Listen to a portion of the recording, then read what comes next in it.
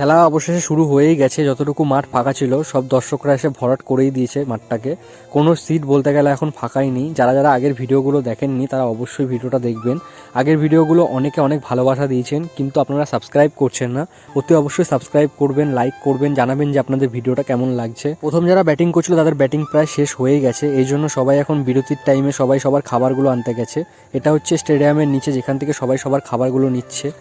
দেখতে দেখতে সন্ধ্যা হয়েই গেল। স্টেডিয়ামের সবকটা বড় বড় লাইটগুলো জ্বালিয়ে দেওয়া হয়েছে।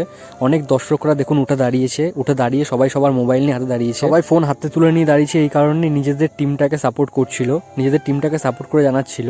অবশেষে ইংল্যান্ড জিতেই গেল। ইংল্যান্ড জেতার পরে সুপার 8-এ কোয়ালিফাই করেই গেছে।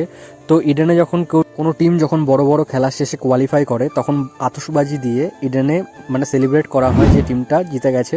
তো অবশেষে আমাদের খেলা দেখা শেষ। যারা যারা আগের ভিডিওগুলো দেখেননি তারা চ্যানেলে গিয়ে অবশ্যই ভিজিট করুন। আমরাও বাড়ি যাচ্ছি।